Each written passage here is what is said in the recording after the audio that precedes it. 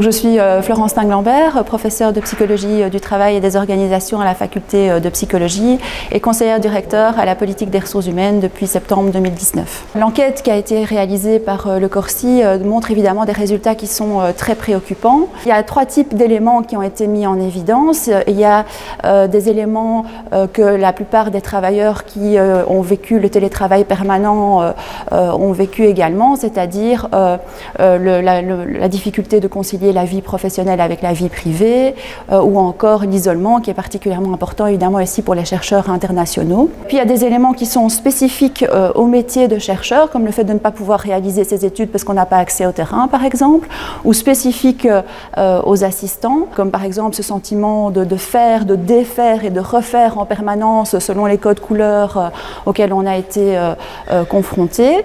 C'est un sentiment qu'on retrouve de manière générale dans l'enseignement, pas uniquement dans l'enseignement universitaire. Il y a eu des moyens financiers qui ont été dégagés pour apporter une aide tangible et concrète. Je pense notamment aux bourses qui ont permis de prolonger les doctorats de 3 mois. Il y a également une enveloppe spécifique qui a été dégagée au niveau du FSR pour aider les projets qui avaient souffert de la crise. Donc ça concerne ici à la fois les doctorants et les post-doctorants.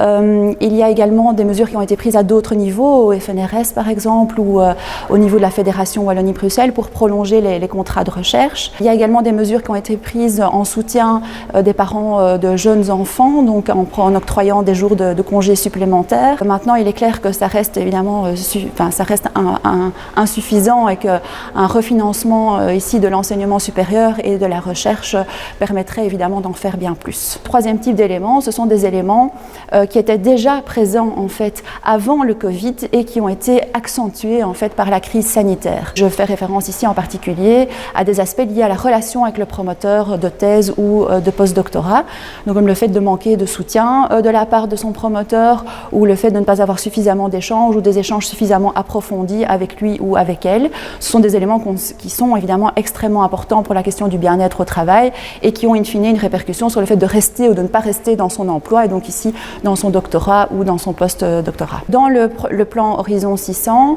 sont prévus des parcours de formation en leadership et en management. Donc tout comme les jeunes académiques sont aujourd'hui invités à suivre des formations au LLL pour leur enseignement, eh bien l'idée est ici de leur proposer dès l'année académique prochaine, dès janvier 2022 pour être précise, des parcours de formation pour les préparer et les accompagner dans leur rôle de promoteur, à l'instar de ce qui se fait en fait dans notre université sœur, la KU Leuven, mais aussi par exemple à l'université de Gand.